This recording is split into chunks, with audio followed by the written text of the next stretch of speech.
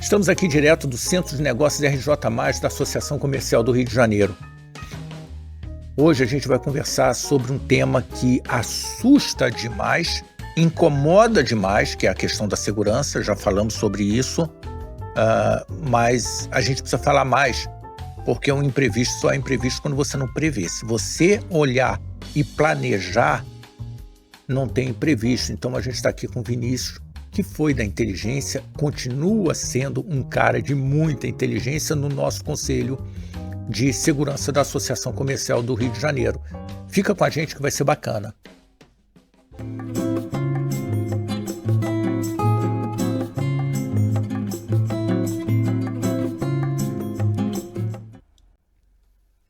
Vinícius, para começar a nossa conversa, eu acho que seria legal você contar um pouquinho quem é o Vinícius, o que o Vinícius estudou, qual foi a caminhada do Vinícius até ser considerado essa pessoa de relevância para assumir a presidência do nosso Conselho de Segurança aqui da Associação. Bom, então vamos começar a contar a história da minha vinda ao Conselho, né?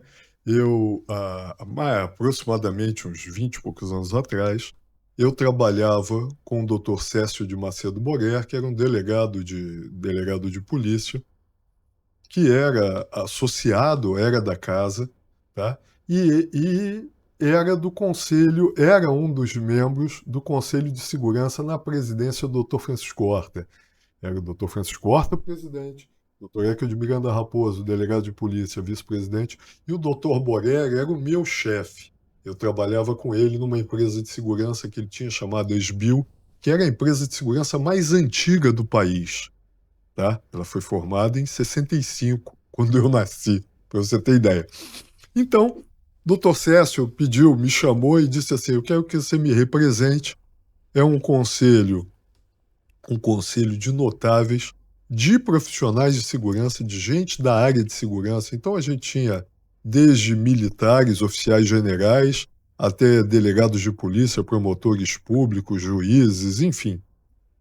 A gente tinha esse público no conselho, oficiais de marinha, oficiais do Corpo de Bombeiros, muitos profissionais da área de segurança. Inclusive o Conselho de Segurança da Associação Comercial do Rio de Janeiro, né, que formou embrionariamente o primeiro curso superior da área de segurança do país, que foi o curso de Gestão de Segurança da Universidade de Estácio de Sá, do qual eu faço parte da primeira turma, né?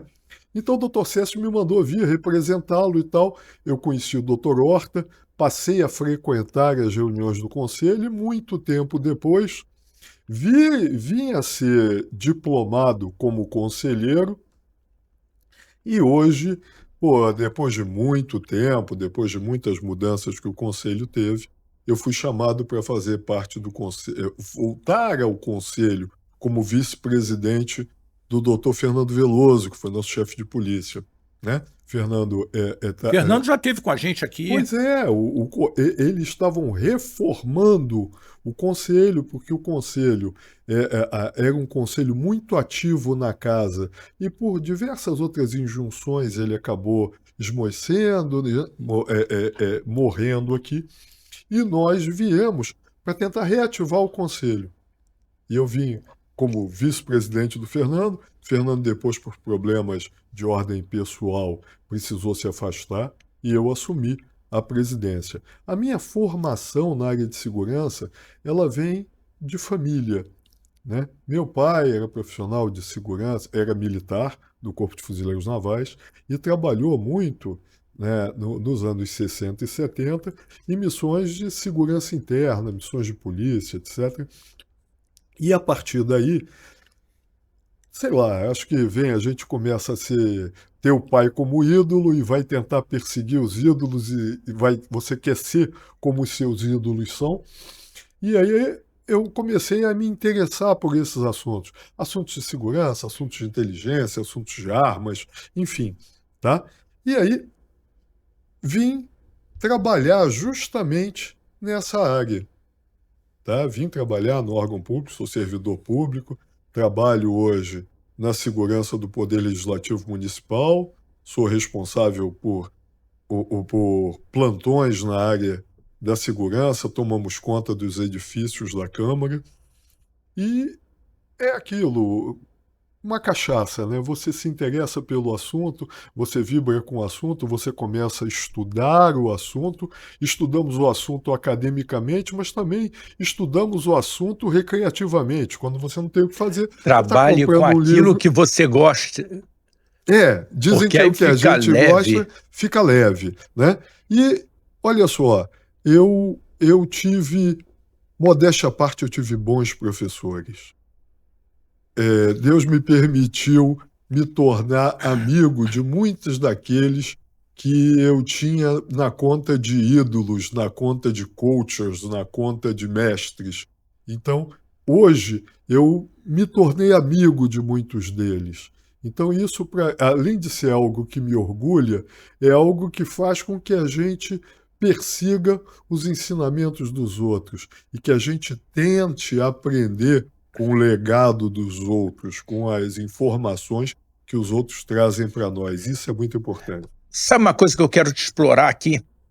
À A vontade. gente fica, como empresário, entendendo ali, querendo entender mais qual é a nossa participação, a nossa colaboração no momento, principalmente, que se alerta muito mais com relação à segurança. E eu quero ouvir de você o que a gente deve olhar, como é que a gente deve pensar.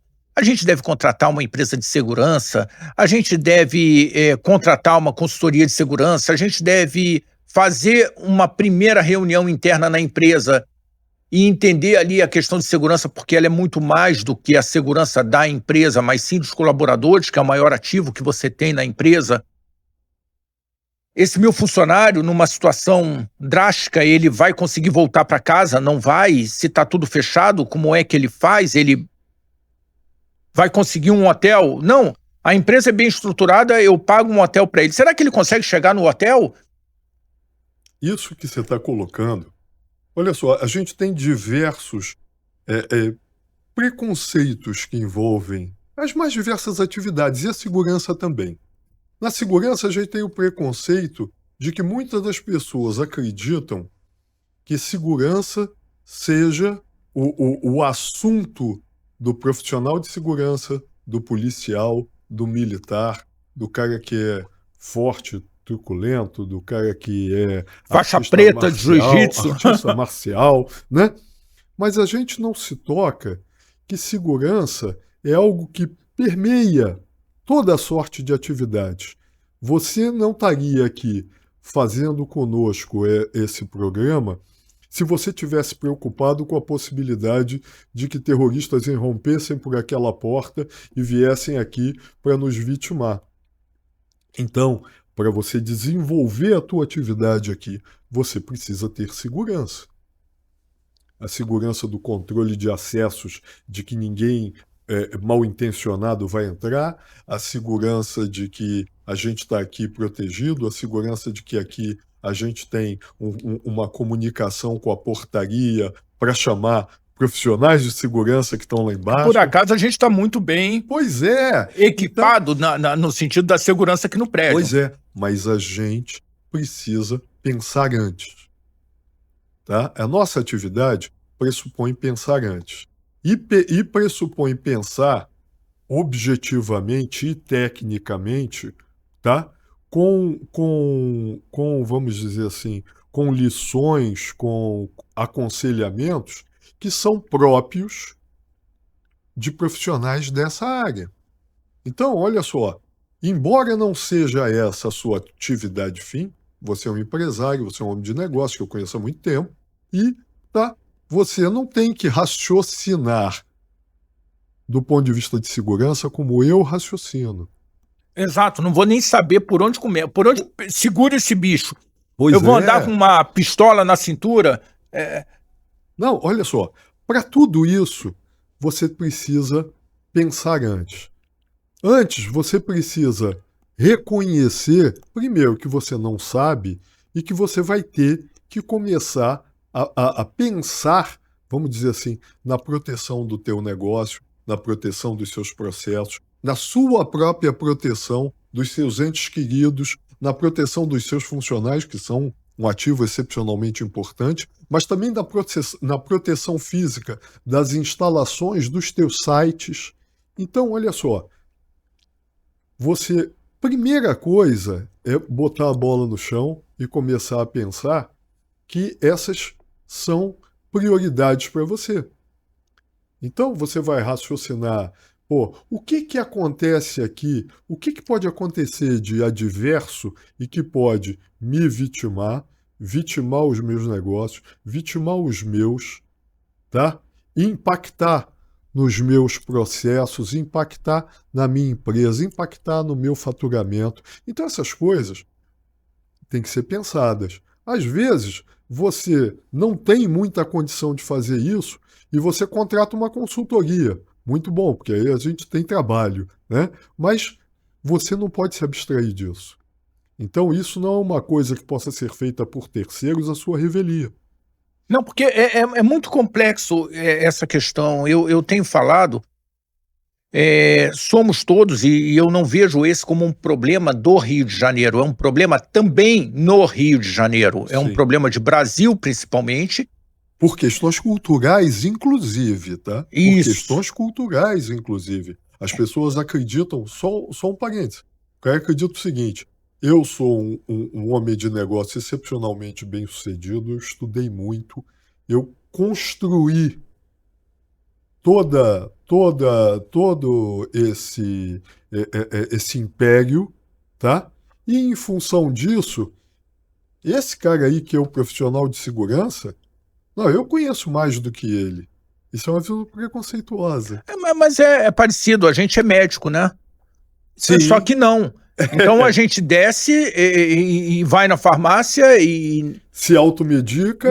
Isso aí é meio que padrão. Se automedica errado. Mas quando a coisa aperta, Vinícius, quando a coisa aperta, você tem que ir para especialistas. E eu vou te dar uma referência há algum tempo atrás, quando havia a onda de sequestros, eu contratei um especialista, o Ulrich Schneider, e comecei a rodar na fábrica com ele. Falou: olha, eu acho que quando acontece a invasão aqui na casa, acontece por lá, e teve uma hora que ele se irritou, eu acho, mas ele era muito seguro assim na forma de falar.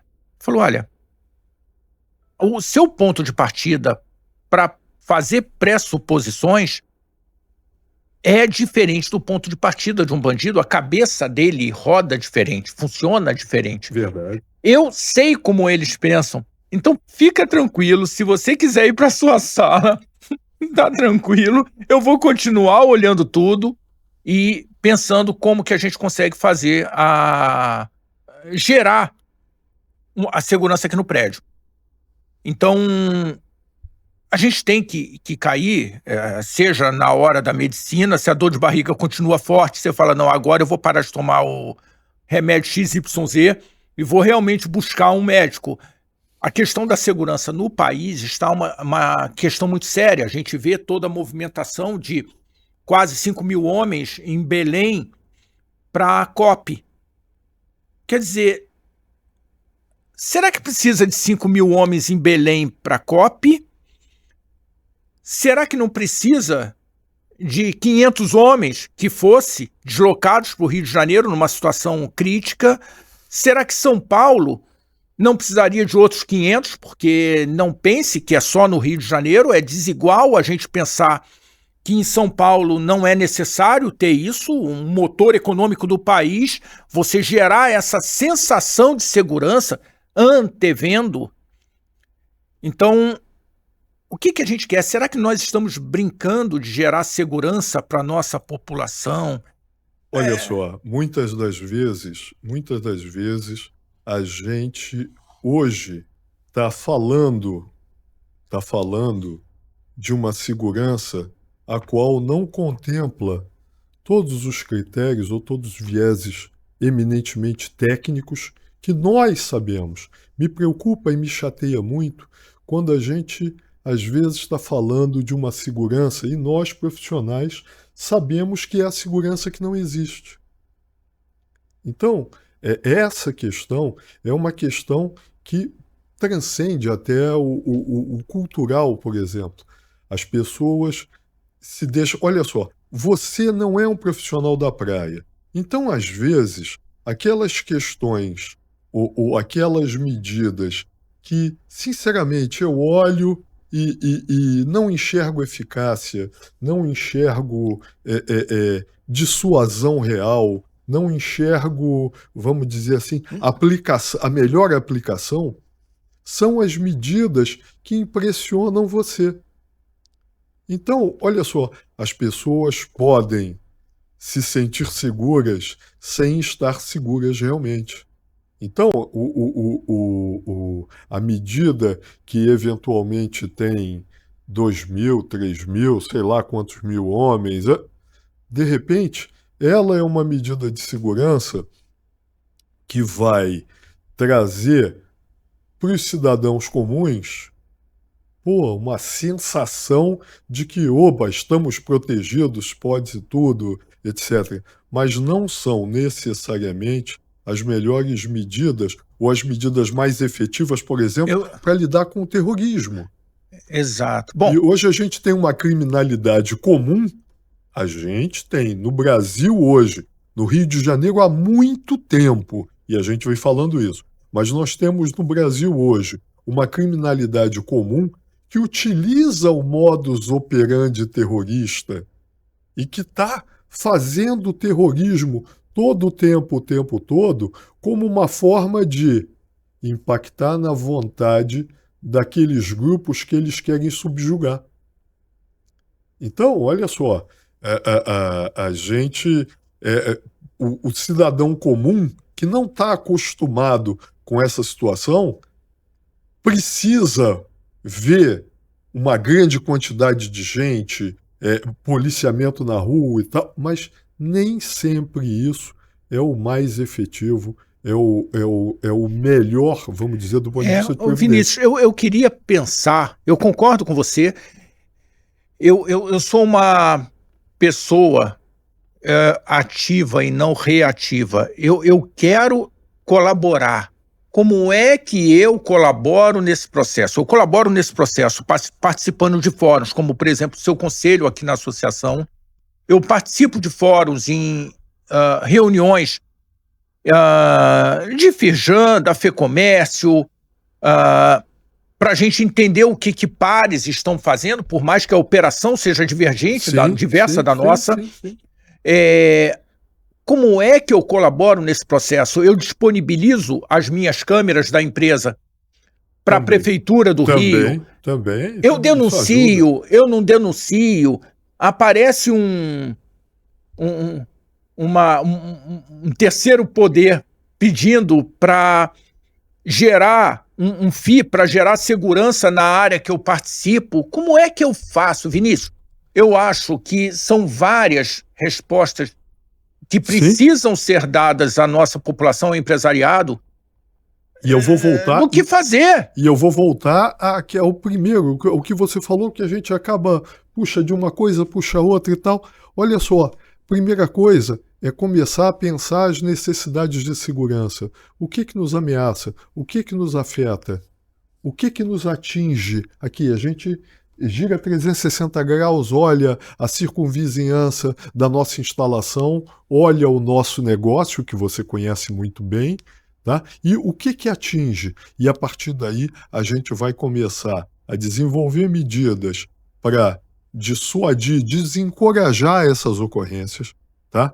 Garantir as instalações físicas, garantir os nossos processos, garantir a nossa operação e os procedimentos, o planejamento dos procedimentos, do que nós vamos fazer se a gente não conseguir prevenir ou se o mal nos advier.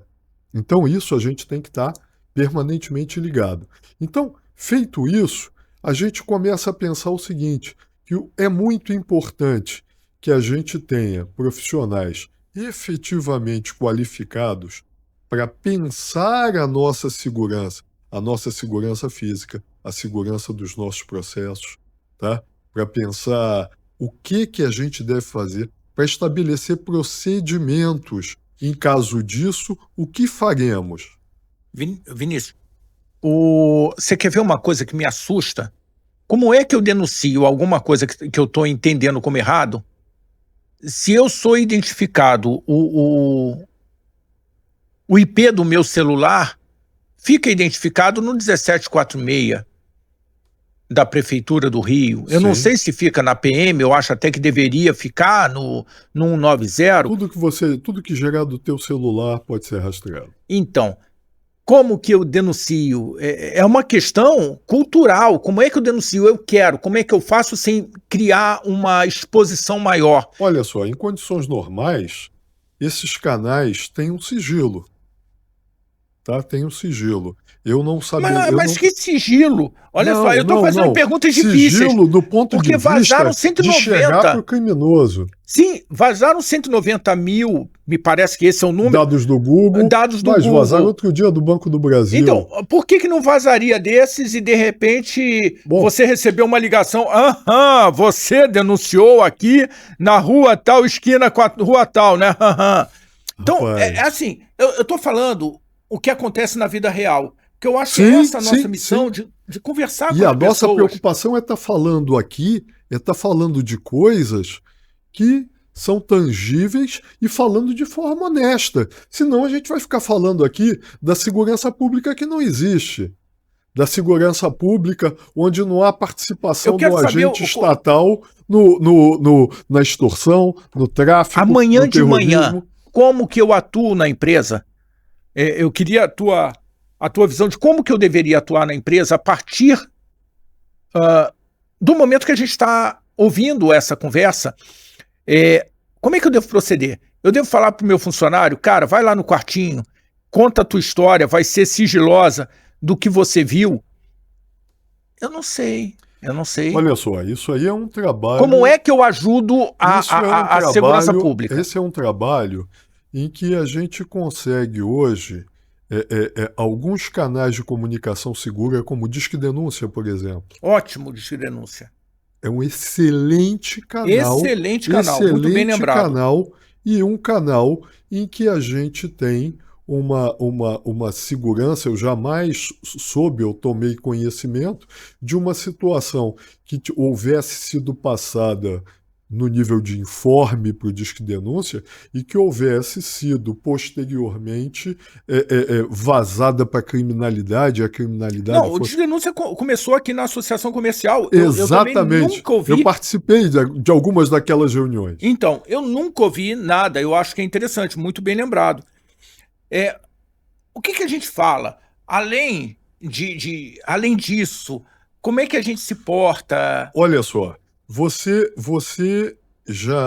tem uma ideia já das necessidades de segurança do seu negócio, porque a gente falou ainda há pouco aqui. Você começou a pensar o que pode acontecer, né? Qual é o histórico de situações delitivas, situações criminosas, o histórico de ocorrências adversas que existem nas circunvizinhanças dos teus sites. Você já tem essa ideia.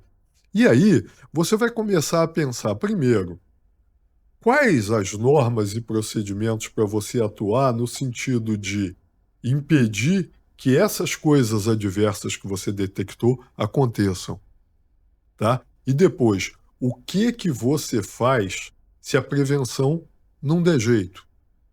Se falhar, o que você faz? E aí é uma coisa muitíssimo mais delicada para você, pessoa que não é da praia ou não é um técnico da área, pensar. Por quê? Por que eu estou falando isso? Porque nessa situação a gente vai precisar adotar procedimentos, vamos dizer assim, da gestão do risco, que são procedimentos que são até muito mais delicados. Porque uma coisa que pode ser tolerável para uma outra empresa, mesmo para o teu concorrente, para você não é tolerável, para você não é legal. Então, você tem que saber previamente, você tem que pensar previamente em cenários e situações. Para isso, é desejável, ou isso ou seria muito bom, que você tivesse um profissional diretamente alocado para essas questões de segurança, ou que você contratasse alguém que pudesse te ajudar nesse sentido, para fazer um trabalho fechado, para que você pudesse passar. Agora, de uma forma ou de outra, terceirizando segurança, tá? Ou não, você precisa pensar nisso, porque isso, em última instância, é uma coisa que vai afligir o tomador de decisão. Então, a gente, como inteligência ou como assessoria de segurança, vai dar para as pessoas uma ideia de como se conduzir de forma técnica, abalizada e útil. Mas nós estamos vivendo dias muito ruins no Brasil. Nós estamos vivendo dias em que a criminalidade permeia rodas, permeia círculos que a gente normalmente não imagina que se bandeassem para o lado negro da força. Então, mas aí é que tá. É um outro problema, fazendo assim. Eu sou completamente leigo nessa área, mas a gente fica olhando e fala assim: caramba, como é que tem um ferro velho dentro de uma comunidade e esse ferro velho opera 24 horas e se a polícia pegar alguém que roubou o cabo da concessionária de energia e está levando, a polícia não consegue entrar. Se ele passou pela barricada, a polícia já não consegue entrar para ir lá fazer uma ação que não uma ação coordenada. E ainda vou dizer um negócio, você tem o problema do seguinte: quanto é que custou essa dezena de metros de cabo que ele roubou? Pelo princípio da insignificância do bem, você acha que você vai prender ele e vai conseguir manter o dependente químico famélico que está ali tentando apanhar algum dinheiro, você vai manter ele na prisão? E aí, Então, o que a gente diz, né? Aí, pô, no senso comum do cidadão, alguém diria: pega esse cara e dá um pau nele. Nunca. Não é o que resolve. Pois é. Não é o que resolve. Mas, assim, onde que opera a inteligência nessa história? A partir do momento que você tem um comprador, um fomentador desse delito, a partir do momento que ele compra e compra 24 horas. Se ele roubar um estepe de carro à noite, 1h30 da manhã, para vender o aço do estepe e ganhar R$ 5,32, sim. R$ 5,32, R$ 3,25, ele foi andando até lá a favela, ninguém conseguiu... Rolando o pneu, ninguém conseguiu... Ninguém barrou. Ele voltou com os 3 e pouco e deu um prejuízo de 450, 500 reais para o dono do carro, fora o reparo da mala que foi arrombada. O que eu quero dizer é o seguinte: como que a gente convive? Eu entendo que a segurança pública é um dever e obrigação do Estado, mas chega uma hora que a gente tem que olhar e falar assim: tá bom, qual é a minha cota parte? Como é que eu consigo colaborar? E eu vou te dar um exemplo. Eu acho completamente fora de sentido pagar uma concessão, pagar por um pedágio dentro do município, principalmente, já que eu pago IPVA. Ou o IPVA está sendo cobrado a menos do que deveria, não está fazendo frente àquilo, ou tem alguma coisa de errado. Mas isto posto, o serviço que é prestado de reboques na linha amarela, eu nem sei como é que está isso hoje, não. Mas a partir do momento que tem um serviço adicional, uma pista sempre muito bem mantida, comparada à pista mal mantida pelo município, você fala: tá bom, eu topo pagar. Será que isso não é parecido com o poder paralelo que cobra uma taxa para gerar uma segurança maior que o Estado não está conseguindo gerar? São perguntas que ficam na nossa mente. Não que eu concorde que aconteça, sim. Mas são perguntas. Então, dentro desse lado, como é que eu colaboro? Eu colaboro tendo as câmeras e disponibilizando as câmeras dos carros da empresa para a prefeitura. Eu instalo, como na Rússia acontece, uma câmera no retrovisor do carro. O que eu faço? Como que eu faço? Não que você tenha essas respostas, sabe, Vinícius? Sim, eu estou entendendo. Mas nós estamos aqui. Como que eu colaboro nesse processo? para que a gente tenha uma segurança melhor a partir do momento que eu não tenho o que precisaria ter? Olha só, nós temos uma situação que é uma situação muito ruim e que chegou ao ponto que chegou por fatores de licenciosidade, de passividade, acumpliciamento para com o Falta de crime, punição. falta de punição, tá? E isso faz com que a gente tenha 3 seguranças públicas, talvez tenhamos até mais. Aquela que está estatuída na letra da lei, que diz que você tem que cumprir, tá? Mas que a gente sabe que não é cumprida, que não é observada. E hoje, com as mudanças que a gente vem vendo, vem assistindo, né, no meio jurídico, então as pessoas são punidas sem a tipificação de crimes. Hoje, essa segurança que está estatuída na letra da lei está muito comprometida.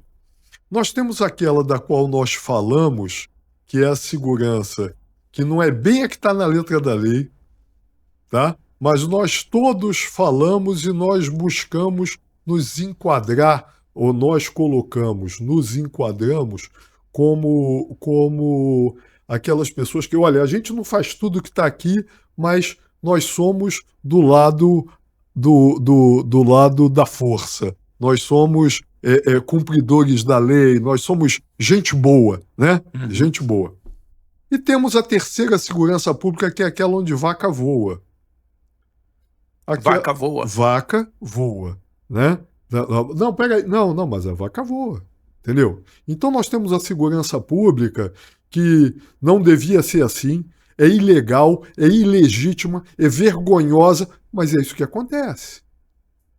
E nesse contexto, a gente tem hoje situações em que a gente vê certas atitudes de altas autoridades governamentais que você se pergunta, bota a mão na consciência e diz: caramba, quem será por nós?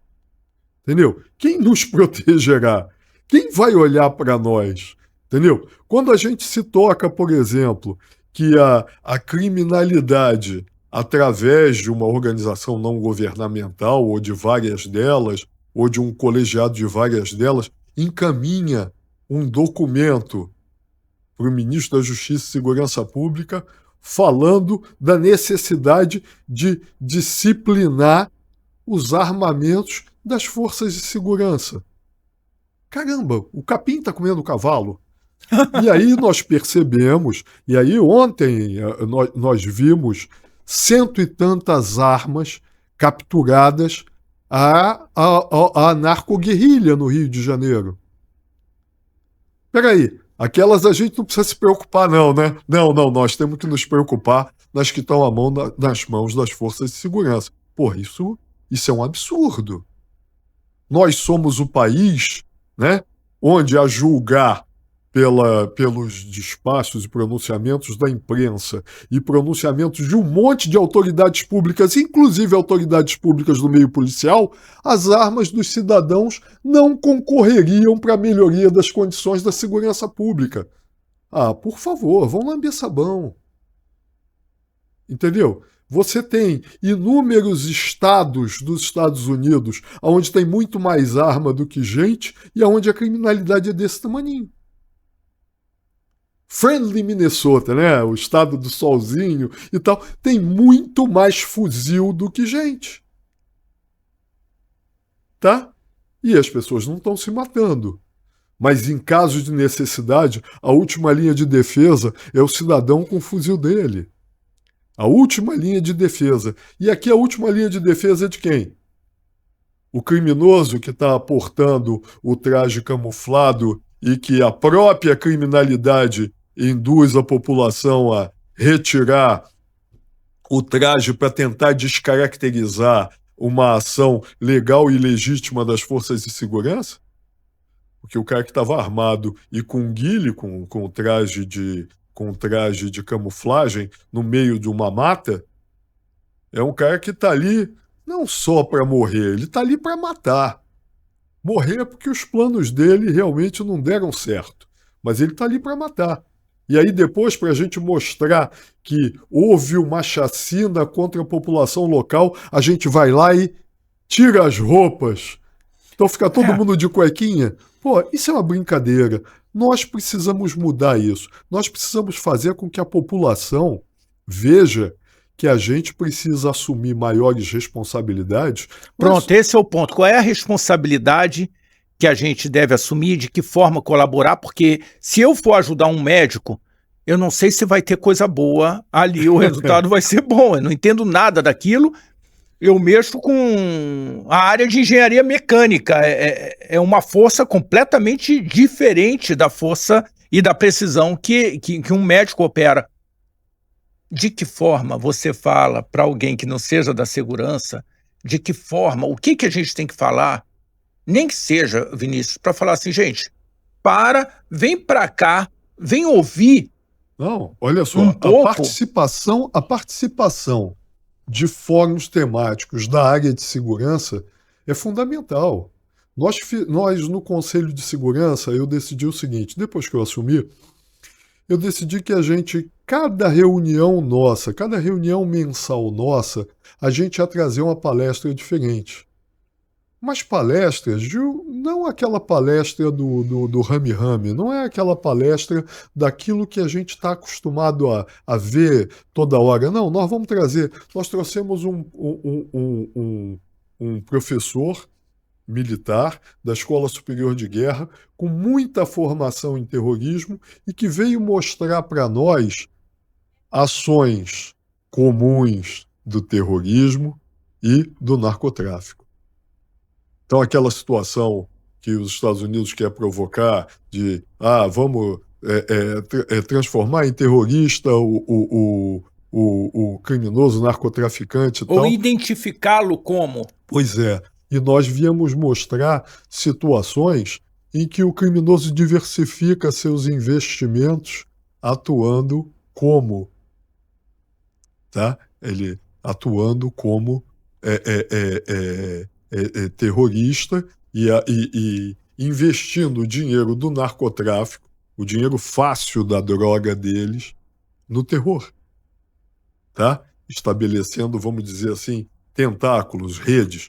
Nós estamos trazendo, hoje nós teremos uma outra palestra, vamos trazer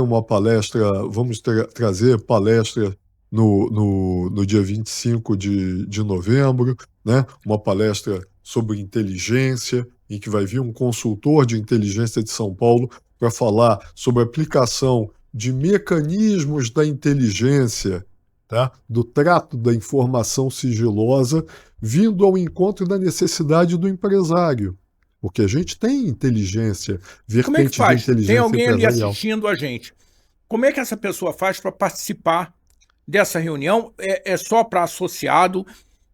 Você aceita nessa reunião? Sim, nós aceitamos. Olha só, é nosso interesse agregar, porque você perguntou como a gente colabora. O cidadão, a primeira coisa que o cidadão pode fazer num contexto, né, de combate às hostes do crime ou às hostes do terrorismo é trazer informação. Você vê muita coisa, você ouve muita coisa. Você já passeou em Londres e você já viu lá no metrô, na rua mesmo. Se você vê ou se você desconfiar, se você ouvir, se você ver, se você ouvir ou se você desconfiar, contacte a nossa linha, né? Diversas pessoas tiram fotografia aqui. O que aconteceria se uma lhe parecesse diferente? Diversas pessoas circulam por aqui. O que aconteceria se uma te parecesse suspeita? Informa a gente. E a ideia é informar por canais como o Disque Denúncia, você informar as forças de segurança. Mas a gente vai mais além. Você não tem a tua atividade, é uma atividade empresarial, a tua formação, você acabou de falar aqui que eu não sabia, engenharia, né? Mas, olha só, você tem muita coisa do ponto de vista técnico de segurança que pode agregar valor ou agregar conhecimento para você. E é para isso que a gente está chamando as pessoas para virem para cá. A ideia do nosso conselho, que ainda está se reerguendo, está se reestruturando, mas que já foi um conselho muito importante, já foi um conselho Não, ele muito definitivamente grande. é muito importante. Já na posição atual, eu conheço bem o conselho. O Francisco Horta é um fera, um querido amigo e muito competente. Mas o conselho, Vinícius, eu posso dizer, ele está muito bacana. Sim, O mas que eu costumo dizer aqui é o seguinte: a turma aqui é muito competente e falo para quem está ali assistindo a gente. O que nos falta, a turma é muito competente, o que nos falta são braços. Então considera a possibilidade de você vir participar desse grupo. olha Seja só, entendendo mais da segurança. Ombreando, mesmo não sendo afeito às questões da área de segurança, você vai estar acrescentando ao grupo as tuas expertises, trazendo ao grupo as suas demandas e permitindo a gente, vamos dizer assim, Atuar num advocacy em favor dessa segurança. Exatamente. Olha só, nossa atividade na Casa de Mauá é uma atividade de caráter empresarial, corporativo. Aqui se trabalha negócio. Mas o trabalho do Conselho de Segurança é instrumentalizar você para proteger o teu negócio, para proteger a tua atividade.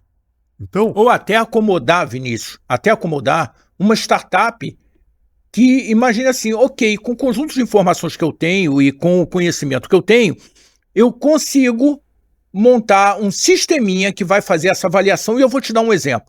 Eu gosto muito de exemplo prático porque, principalmente, olha só, a inteligência fala... Eu não estou lhe perguntando nada. Estão grampeando a gente. Ser inteligente e responder sozinho aqui. Me preocupa eles grampeando a gente. Não. Mas, assim, eu vi na Urca várias placas. O Urca é um bairro aqui do Rio de Janeiro. Sim. Várias placas dizendo assim, alguma coisa nessa linha que eu não guardei, mas achei interessante. Vizinhança vigilante. Será que a gente não deve, Vinícius, chamar os presidentes de associações de moradores e sugerir um modelo de vigilância, de vizinhança vigilante? Eu vou te falar por quê. Em uma das casas nossas, os bandidos entraram. Certamente, moradores de rua para roubar cabo. Aí a minha vizinha reclamando que um vendaval tirou a tampa da caixa d'água. Pelo amor de Deus, ela não viu os caras entrando, porque para arrombar portão de ferro e portões grandes, alguém acordou à noite indubitavelmente, mas a caixa d'água ela está preocupada com o mosquito da dengue. Ela deve estar preocupada com o mosquito da dengue. Mas essa omissão dela vai permitir que ela seja assaltada daqui a pouco. Nós temos um programa, eu pertenço a uma entidade chamada ABSEG, Associação Brasileira dos Profissionais de Segurança. Durante muitos anos, durante mais de 15 anos, eu fui o diretor o Regional Sudeste dessa entidade, que é uma entidade que congrega profissionais de segurança do país inteiro, tá? E eu era responsável pelo estado do Rio de Janeiro, pelo estado de Minas Gerais e pelo estado do Espírito Santo. Por acaso, hoje, o diretor regional sudeste da ABSEG é do nosso conselho, é um amigo meu, e o Raimundo, que pertence ao Conselho de Segurança da Associação Comercial. Mas nós preparamos um projeto de segurança de vizinhança. Eu fui apresentar isso no programa da Ana Maria Braga, em diversos programas de TV e tal, mas nós não conseguimos, por exemplo, que parlamentares do Legislativo Municipal Carioca comprassem a ideia. E era uma coisa... Mas o que a gente consegue fazer sem eles? Pronto. Se o meu representante não me representa nas minhas necessidades, O que a gente consegue fazer sem eles? Olha Sabe só, por quê, Vinícius? tá pronto. A gente tem que andar. Então vamos chamar. Tá Já pronto. fica aqui a convocação, se assim você entender, como presidente do conselho, a convocação para as associações de moradores e, evidentemente, também as associações comerciais, para virem aqui e pensar na segurança, Olha na só, vizinhança segura, alguma forma. Nós até janeiro já temos um cronograma de palestras pronto. Tá? Mas a gente pode fazer isso pelo centro de negócios da associação. Pô, a gente faz então, uma reunião presencial, então é a convida, conta, porque nós é um assunto que grita pra gente. Até hoje, nós preparamos uma cartilha para instrumentalizar cidadãos na segurança física de seus espaços, de suas residências e tal. Essa cartilha até extrapolou um pouco o que seria apenas as medidas preventivas e tal, porque eu usei ela em Nova Friburgo, que é um lugar rural, e é um lugar onde você tem residências. É bucólico, Nova Friburgo. Sim, e você está lá em Lumiar, tá? A mais de 45 minutos do centro, e você tem um problema, você conta com você, com seu cachorro, com a sua arma, a sua espingarda, o seu revólver, a sua foice. E então a gente preparou nessa cartilha, inclusive, alguma coisa no sentido de instrumentalizar o cidadão para a necessidade da utilização defensiva da sua arma de fogo. Eu sou diferente desses intelectualmente desonestos e acredito que as armas de fogo nas mãos dos cidadãos podem produzir muita coisa importante, muita coisa boa, e são a última linha de defesa dos valores que a gente quer preservar. O que não pode é a arma estar na mão do bandido.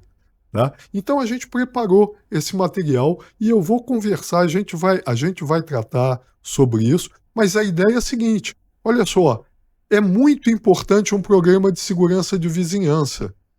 E esse programa de segurança de vizinhança pode instrumentalizar a gente num canal, horizontalizando um canal de alarme. Pronto. Tá? Um canal de alarme em que, olha só, você está sofrendo uma abordagem da criminalidade, mas o teu vizinho de lá, o teu vizinho de cá e o outro podem ver, avisar, ou podem fazer até mais coisa.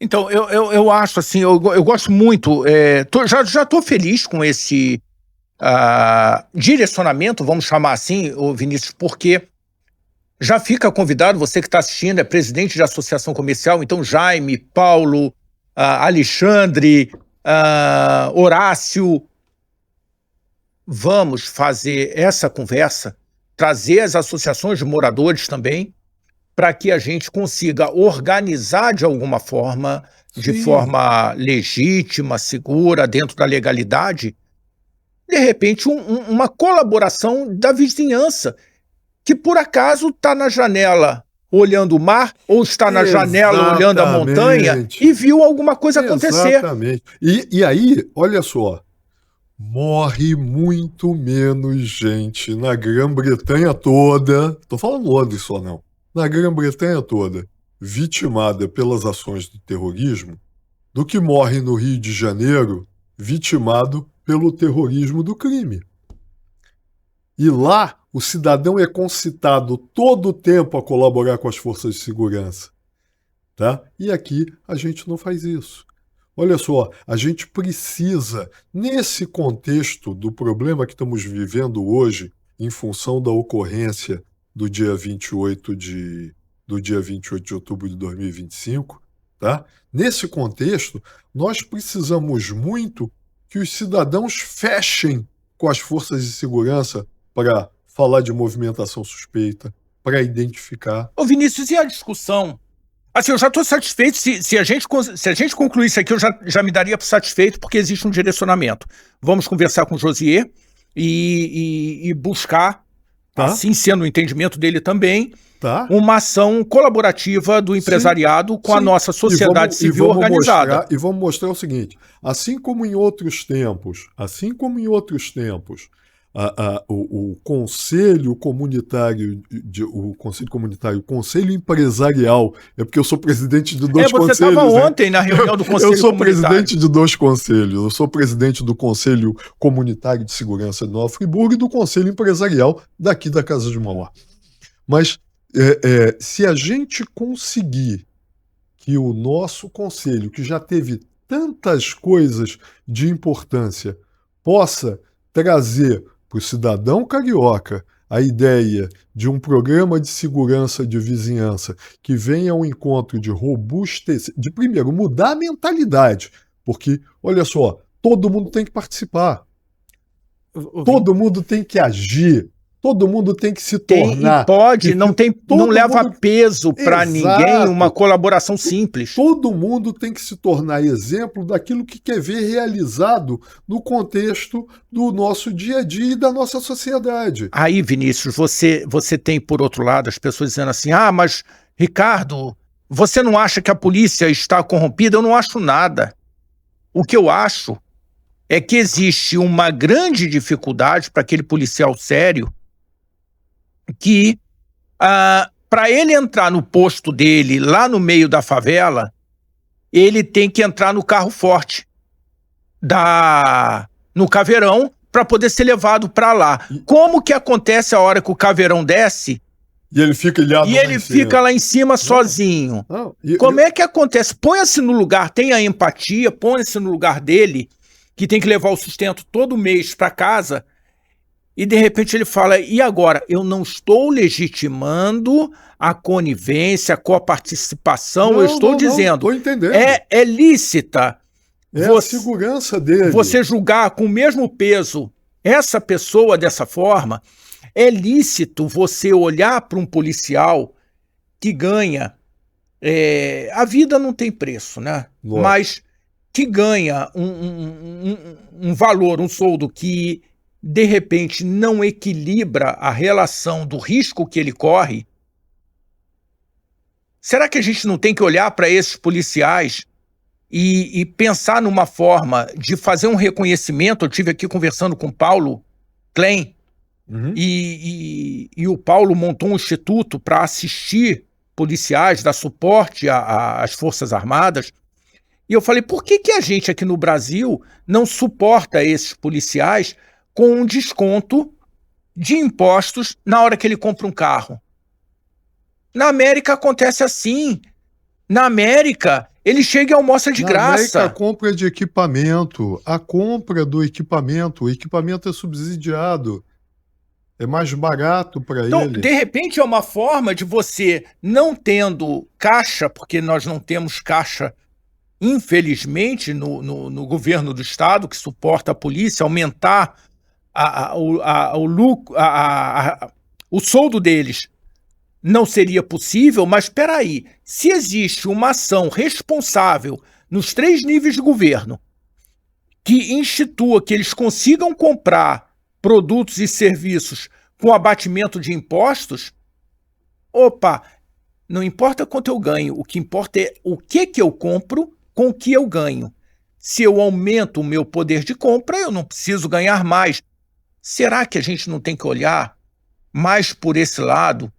E uma ação dessa, primeira, de unir as associações de moradores, e a gente aqui está falando pelo estado do Rio de Janeiro, e usar isso como exemplo para o resto do Brasil. Será que nessa ação não surge oportunidade para algum morador falar assim, eu tenho essa startup, eu tenho essa ideia, eu posso somar e vir a um serviço adicional? Isso é muito importante para a gente abrir a caixa da segurança. E é muito importante também para a gente começar a romper com algumas ideias e algumas... Uma coisa que me preocupa muito, que nós tínhamos conversado antes de entrar no ar, o seguinte: falamos da segurança que não existe. Falamos da segurança onde a mesma autoridade que cobra das forças de segurança uma providência para determinada situação se acumplicia com um tráfico de drogas numa determinada região para conseguir, por exemplo, ser eleito. Então a gente precisa hoje que as pessoas, os cidadãos, aqueles que estão preocupados com aquilo que está nos acometendo e nos acossando o tempo todo em termos de ação delitiva, ação violenta, ação criminosa, que a gente faça com que esse cidadão que se preocupa com isso, que está ligado nisso, tá, possa cobrar ou pelo menos se opor a esse tipo de autoridade dúbia, corrompida e que, em última instância, favorece ao nosso principal inimigo. Mas isso não fica, de repente, mitigado quando você tem a vizinhança colaborativa nesse processo? Ajuda pra caramba, porque a gente começa desmitificando que, olha só, eu acho que todo mundo deve reagir. Às vezes, a única reação possível numa situação de sem criar uma exposição. Calma, é exatamente isso que eu vou chegar. Às vezes, a única reação possível é se transformar no principal espectador de uma violência que você está sofrendo porque você não conseguiu evitar. Mas olha só, se a gente estiver permanentemente ligado ao que acontece à nossa volta e permanentemente instruído, a gente sabe o que dá para fazer e o que não dá para fazer. Eu já tive a oportunidade de reagir violentamente e armado a ocorrências de abordagem e me dei bem. Por quê? Porque estava treinado, porque estava disposto no dia, tem isso. Bem armado, e por aí, tá? Mas, olha só, às vezes a única reação possível é não fazer nada. Passividade. Que é até a que eu recomendo. Olha só, pois é. Mas olha só, a gente está instruindo você. Instruindo você é o quê? A contravigilância. Você entrou aqui, você está ligado ao que acontece à tua volta. Você está ligado aquelas pessoas que estão ali do outro lado, aquele carro com 1, 2 ocupantes, aquela situação que destoa do cenário do que você conhece. Então, olha só, se você está ligado, você dificilmente vai ser surpreendido. E aí, se você não vai ser surpreendido, você pode chamar por socorro, você pode acionar um alarme, acionar uma sirene. Então, esse tipo de coisa, esse tipo de reação, só vai ser possível quando nós conscientizarmos ou quando nós explanarmos para a população. Olha só, já parou para pensar que a gente pode fazer assim? Se ele disser, pô, tá aí, uma boa ideia, podemos fazer isso. Eu posso fazer, não me comprometo, não me exponho. Exatamente, e eu vou ajudar. E eu colaboro. Pois é. Agora, isso vai gerar um caldo de cultura propício para que o nosso mal político, para que o nosso mal administrador, para que o nosso corrupto, para que o narcosimpatizante, entendeu? Você sabe uma coisa interessante? Um amigo meu, o Carlinhos, comprou um Land Rover, um Ranger Rover, e foi assaltado na Avenida Brasil. Levaram o carro, deixaram ele sem roupa quase na Avenida Brasil e foram embora. Aí eu falei, porra, Carlinhos, também caramba, tua fábrica fica nessa altura aqui, quer dizer, se fosse no Rio ou em São Paulo, é uma área com uma cobertura menor, com algumas comunidades, por que você não compra um RAV4, compra uma autonomia e pinta ele de amarelo, de táxi, que você vai ter uma exposição bem menor, é um carro muito bom, você vai ter uma exposição bem menor. Olha, o que eu estou dizendo isso é o que permeia o nosso dia a dia. Será que ele tem que se privar? E olha que o sequestro hoje é um crime de extinção. O sequestro relâmpago não, mas o sequestro tradicional... Porque é hediondo, né? Não é por ser hediondo só não.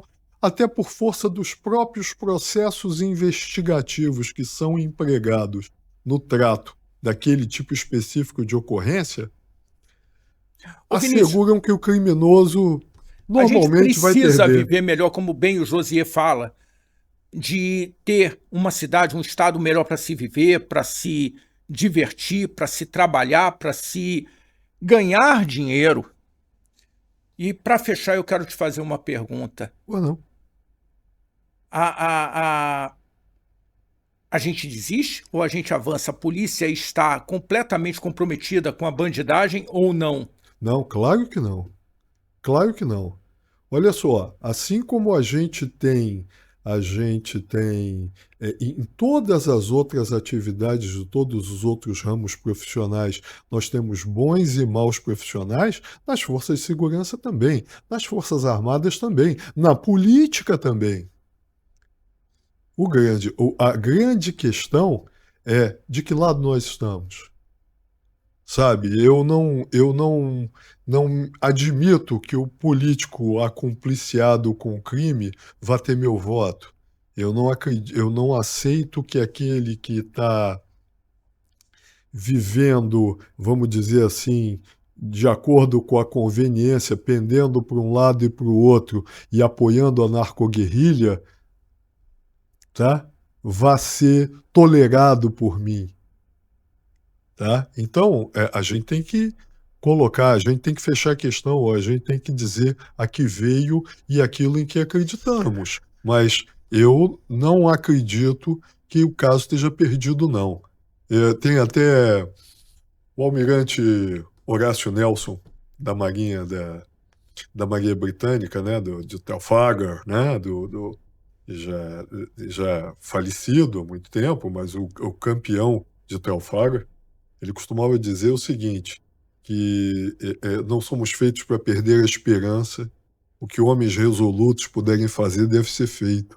Pronto. Entendeu? E agora, eu sei que é difícil, eu sei que nós vivemos numa conjuntura Mas onde tem vida fácil? Onde tem vida fácil? Não, mas olha só, quando a gente tem uma situação em que a gente vê tantas autoridades posando com o boné da grife do tráfico, fica difícil, né? Mas a gente sabe que ainda vale a pena. E se a gente quiser saber se vale a pena, é só olhar para as nossas crianças, para os nossos filhos, para os nossos sobrinhos, para os nossos amigos, e às vezes até para aquelas crianças que são para nós mais invisíveis. Porque mesmo naqueles locais mais humildes, naqueles rincões mais pobres, né, quando você olha para as crianças, elas olham para você e dizem, e te passam esperança. Então eu acho que é por aí. A gente não pode perder a esperança e a gente não pode perder o compromisso de que a gente está fechado com eles e contra a violência da criminalidade, contra a narcoguerrilha, contra os terroristas. Fantástico, Vinícius. Vou levar isso rápido para o Josias para a gente fazer uma reunião com os presidentes da associação comercial e associações de moradores. Eu vou mandar para você hoje a apresentação de PowerPoint da palestra que eu fiz para mostrar isso. E é aquela coisa.